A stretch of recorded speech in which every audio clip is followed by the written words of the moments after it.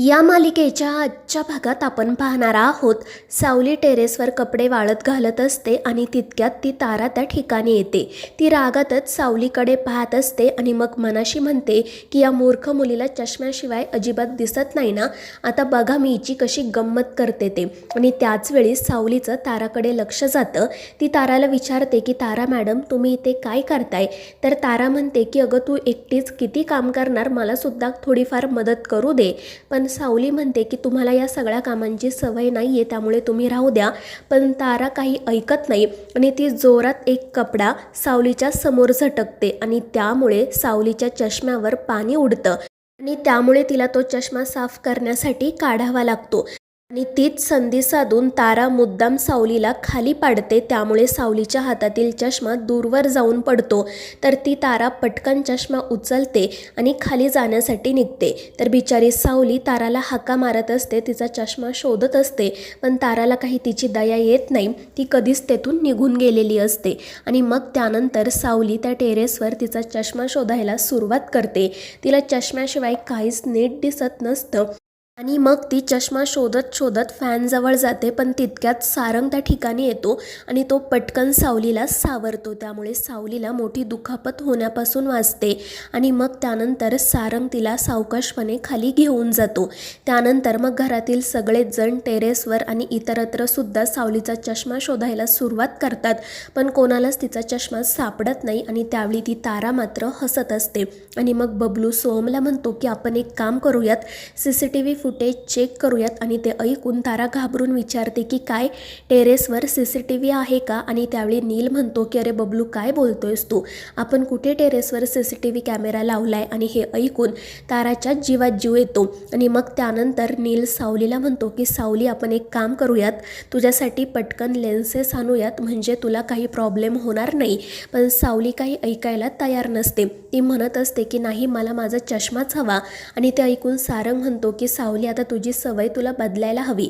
अगं लेन्सेस खरंच खूप चांगले आहेत आणि तू कधीपर्यंत तो बॅटरीसारखा चष्मा घालून फिरणार आहे. आणि हे ऐकून घरातील सगळ्यांनाच हसू येतं, परंतु सावलीला खूप वाईट वाटतं. नकळतपणे तिचे डोळेही भरून येतात आणि मग ती रडतच तेथून निघून जाते. त्यामुळे सारंगलाही वाईट वाटतं, त्याला त्याची चूक लक्षात येते आणि तो तिची माफी मागण्यासाठी तिच्या पाठोपाठ जातो. दुसरीकडे ती तारा मात्र खूपच खुश असते आणि तितक्यात ऐश्वर्या त्या ठिकाणी येते. ती ताराला म्हणू लागते की आज तू त्या मूर्ख मुलीसोबत जे काही केलं आहे त्याने जर तिच्या जीवावर बेतलं असतं तर मग तू काय केलं असतं. आणि हे ऐकून तारा घाबरून म्हणते की मी काय केले वहिनी. आणि त्यावेळी ऐश्वर्या म्हणते की तारा मी ना तुझ्या आधी या घरात आली आहे आणि या घरातील प्रत्येक कोपऱ्यावर माझं लक्ष असतं. या घरात कधी काय घडतं ते मला व्यवस्थित माहिती असतं, त्यामुळे तू माझ्यापासून काही लपवू नको. आणि हे ऐकून तारा खाली मान घालते आणि ऐश्वर्याची माफी मागते. तर ऐश्वर्या म्हणत असते की यापुढे काही करताना एक गोष्ट लक्षात ठेव, कोणाच्याही जीवावर बेतता कामा नये. आणि त्यावर तारा म्हणते की हो वहिनी, पण तुम्ही प्लीज हे कोणाला सांगू नका. आणि त्यावर ऐश्वर्या हसून म्हणते की नाही ग, आता तू तर माझी मैत्रीण आहेस, मग तुझं सिक्रेट मी कशाला कोणाला सांगेल. आणि तसंही त्या मूर्ख मुलीच्या बाबतीत जे काही घडलं त्यामुळे मला सुद्धा मजा आली. आणि हे ऐकून तारा खुश होते. आणि मग त्यानंतर ती ऐश्वर्याला म्हणते की वहिनी मी तुम्हाला एक प्रश्न विचारू का.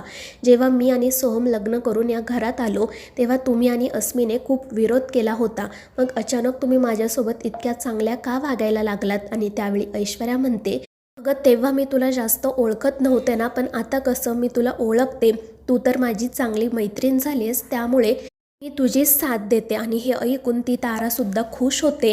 आणि मग ऐश्वर्या मुद्दाम तिला विचारते की मला सांग, जेव्हा तू मला पहिल्यांदा भेटली होतीस तेव्हा माझ्याबद्दल काय विचार केला होता. आणि त्यावर तारा हसून म्हणते की वहिनी खरं खरं सांगू का. आणि त्यावर ऐश्वर्या म्हणते की हो.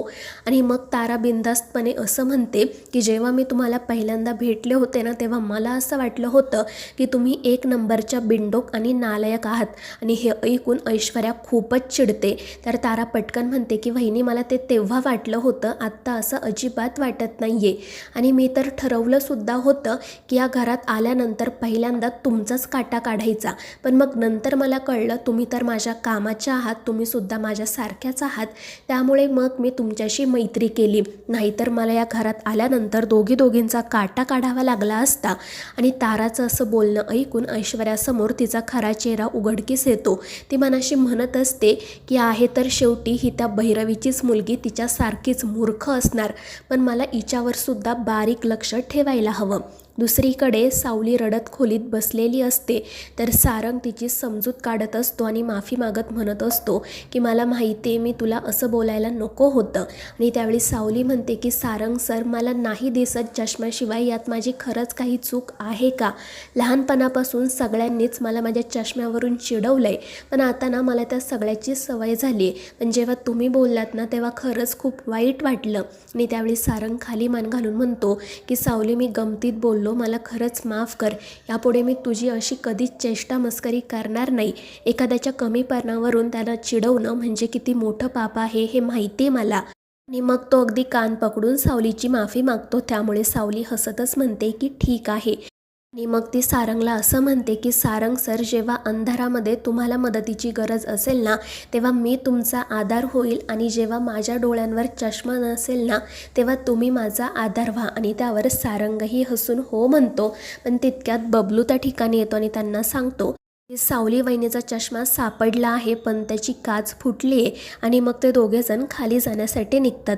त्यानंतर सावलीचे डोळे चेक करण्यासाठी एक माणूस येतो. तो सावलीला ड्रॉप देतो आणि सांगतो की संध्याकाळपर्यंत तुमचा चष्मा बनवून होईल, त्यानंतर तुम्ही तो घेऊन जाऊ शकता. पण सावली म्हणत असते की असं कसं, घरातली खूप कामं बाकी आहेत. आणि त्यावेळी अमृता म्हणते की तू काही काळजी करू नको, सगळी कामं मी आणि तारा करू. आणि हे ऐकून त्या ताराचा तर चेहराच पडतो. त्यानंतर सारंग सावलीला म्हणू लागतो की मला असं वाटतं आपण तुझ्यासाठी लेन्सेस बनवून घेऊ. परंतु सावली काही ऐकायला तयारच नसते. त्यामुळे सारंग चिडून निघून जातो. तर दुसरीकडे ताराला घरातली खूप कामं करावी लागत असतात आणि त्यातच सोहम तिला चहा बनवायला सांगतो. त्यामुळे तर ती अजूनच वैतागते. दुसरीकडे सावली रूममध्ये एकटीच बसलेली असते. तितक्यात सारंग त्या ठिकाणी येतो. तर सावली त्याला म्हणू लागते की सारंग सर, चला आपण पटकन जाऊयात आणि लेन्सेस घेऊन येऊयात. तर सारंग विचारतो की का गं सावली, काय झालं? तर सावली म्हणत असते की मी मगाशी नकार दिला त्यामुळे तुम्हाला वाईट वाटलं ना, पण चला आपण पटकन जाऊन घेऊन येऊ. आणि त्यावेळी सारंग म्हणतो की अगं त्याची काही गरज नाही आहे, तू आधी डोळे बंद कर, तुझ्यासाठी सरप्राईज आहे. त्यामुळे मग सावली डोळे बंद करते आणि सारंग तिच्या डोळ्यांवर तिचा चष्मा लावतो. त्यामुळे सावलीला पुन्हा एकदा स्पष्टपणे सगळं दिसू लागतं. ती खूपच खुश होते आणि सारंगचे आभार मानते. त्यानंतर ते दोघेजण गप्पा मारत बसतात आणि त्यावेळी सारंग सावलीला सांगतो की तुला आठवतंय का, एकदा माझ्या खिशातून माझा रुमाल पडला होता आणि तू मला तो आणून दिला होतास.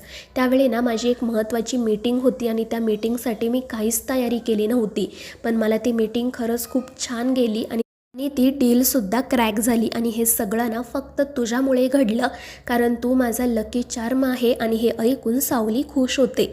त्यानंतर मग दुसऱ्या दिवशी घरातील सगळेजण देवाची प्रार्थना करण्यासाठी एकत्र जमलेले असतात.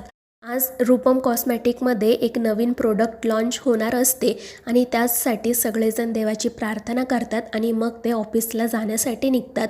पण मग तेव्हा सावलीच्या लक्षात येतं की सारंगचा तो लकी रुमाल तर घरीच राहिला आहे. त्यामुळे मग ती पटकन बाहेर येते. पण तोपर्यंत सारंग ऑफिससाठी निघालेला असतो आणि मग सावलीसुद्धा ऑफिसला जाण्यासाठी निघते. दुसरीकडे ऑफिसमध्ये आल्यावर सारंगच्या लक्षात येतं की त्याने रुमाल आणलाच नाही आहे. त्यामुळे तो थोडासा अस्वस्थ होतो. पण मग तोपर्यंत मीटिंगला सुरुवात झालेली असते. त्यामुळे मग तो देखील जाऊन मीटिंग जॉईन करतो. त्या मीटिंगमध्ये चंद्रकांत, तिलोत्तमा, ऐश्वर्या, नील, सारंग आणि त्याचसोबत त्यांच्या कंपनीमधील एक इन्व्हेस्टरसुद्धा असतो. आणि त्यांची मीटिंग सुरू असतानाच सावली त्या ठिकाणी येते आणि ती तेथील पिऊनला सारंगबद्दल विचारू लागते. तो तिला सांगतो की सर आता मीटिंगमध्ये आहेत, त्यामुळे तुम्ही थोडा वेळ त्यांची वाट बघा. परंतु सावली सरळ सारंगला जाऊन भेटायचंच ठरवते. तर मित्रांनो, या मालिकेच्या पुढील भागांच्या अपडेट्ससाठी आपल्या चॅनेलला सबस्क्राईब करा.